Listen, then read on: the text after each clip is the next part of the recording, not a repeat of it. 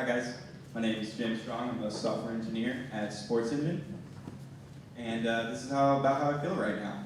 Standing here. I have not done a talk like this before, so I'll give it my best shot.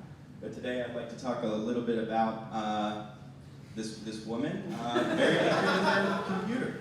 Yeah, this is how I feel as a software engineer sometimes, and hopefully.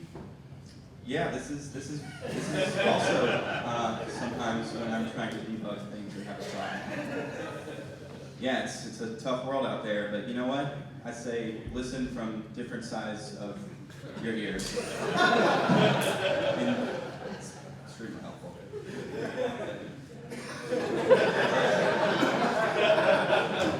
Do you? If I get a free shirt, I'll approve yours.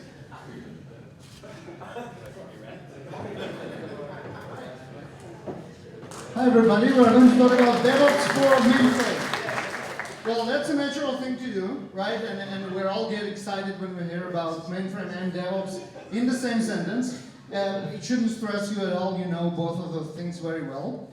And the thing is, mainframe is where the money is, and that's true story. The biggest enterprises in the world make a lot of money from mainframe. And we know we need to add DevOps to everything, because without DevOps it cannot count as a modern IT, including, of course, mainframe. And that's a pretty easy task to do. All you need to do is be Lincoln with lasers shot at your eyes, and then have a beer riding on you, and the head, of course.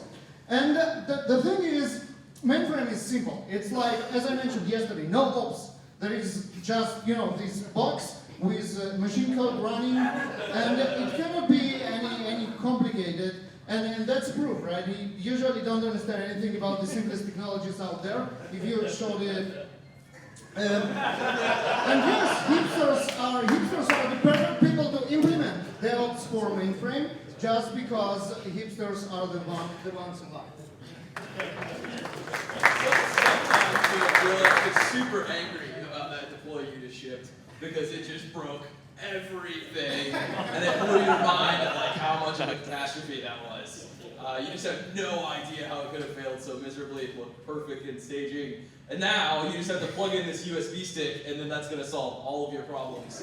Because that's where all the DevOps lives. It's like just literally filled with sprinkles of DevOps, and then you plug it in and boom, the matrix is there. And then you got it, and it's just like streaming down for you. Yeah. But there's always the human consideration, or because we work on the internet, there's the cat consideration. This is really what runs the internet. Behind all DevOps and everything, there has to be a certain amount of cats. The problem is there's always roadblocks. There's always going to be something in your way. Someone set up a bomb. And when there's a bomb, you have to worry about security. Things start falling apart. Things start going everywhere. It's a mess. There's wetness. There's pipes. Pipes control the internet. This is how all the horses escape. Some senator told me that. I think it's true. So everyone decides to just get wasted. This is how we solve the problems. And this is really why I talk a lot about mental health and tech, because we have a little bit of a drinking problem, and maybe that needs to be addressed. But sometimes you just have to say, fuck it.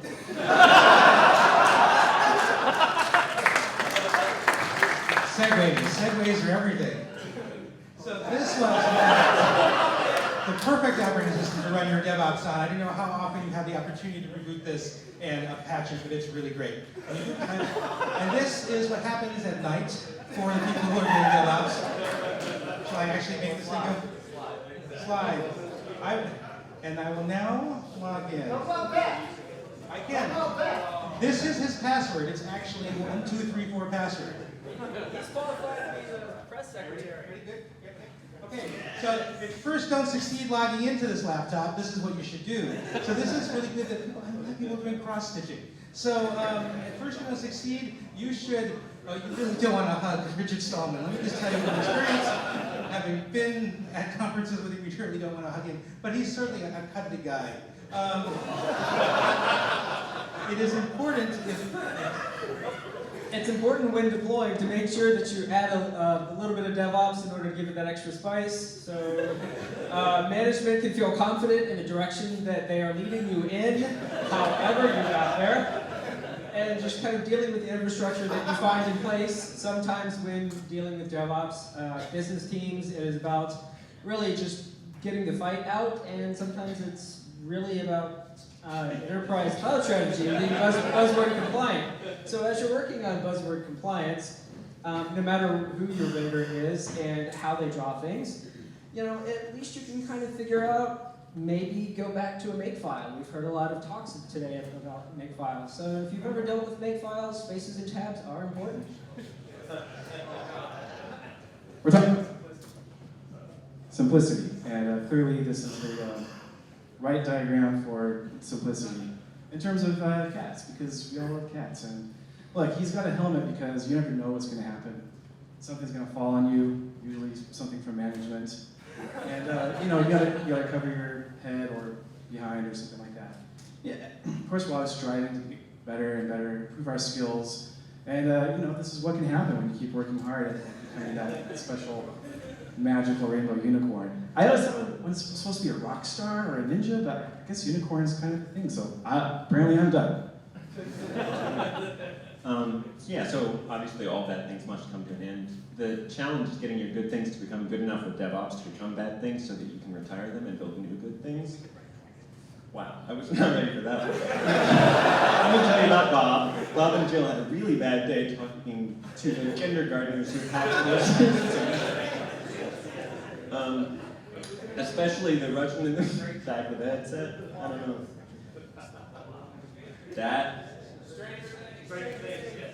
This emphasizes my cluelessness as a developer. I don't understand popular science or anything.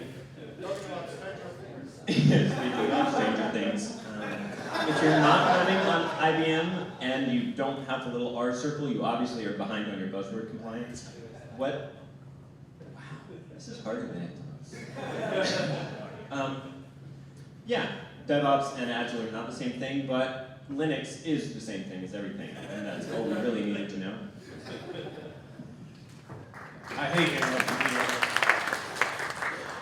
So sometimes I have this conversation with my son where he actually asks me, so when you say you're going to a customer, what exactly are you selling? My kid is 6, so how do I put it in that explanation? So I break out the toys and I'm like, hey, there's this thing called DevOps and it's everywhere and we're gonna make it awesome. And he says, okay. So as I explained to him, there's things that happen on TV when things are, the internet is happening. That doesn't always work that way. There are pieces of code that have to move around, and at times you feel like you're just falling off a cliff. Whether or not it's your code or someone else's code, either way, it's not going to work. And so when I go and speak to a customer, I have to talk about why their stuff's not working, and yet I have to figure out a way to make a solution for that. So sometimes it's like applying stilts to a house that's already coming down, and you really want to tell them, maybe you should start over at this point. It's really not worth propping this up any further. But they need to, start slow and maybe need some splash guards even when they eat. So why not the same thing when they code as well? So start out slow. When he asked me when the internet started, I knew that even though I'm only 37, I must be getting old because I remember when that happened at that point. All right. Okay, now let's talk about how to sleep at work. That's one device. I have 3 more different models. And you need to sleep at work so you will have enough energy to do important stuff after you're done. You go and do CrossFit. That's CrossFit, right? Garbage collection is an important aspect of modern programming. All the cool languages have it. Some of not so cool don't. Once all your garbage is collected, this is how you feel, right? It's all clean, you have a completely clean heap, and you do disco. Well, other options celebrating the end of major garbage collection that took all your production system down is just playing music. And brace yourself, garbage collection is coming. Is of course what you need to keep in mind every time and second on your professional life. This is not about garbage collection, I know. So what was the worst dream you've ever had? Oh, it's just right. One does not simply underline. One must also hyphen. And this is an important thing I can tell you being a black gentleman. that this is really crucial. Because if you happen to say, that's not Beelzebub, right? Beetlejuice!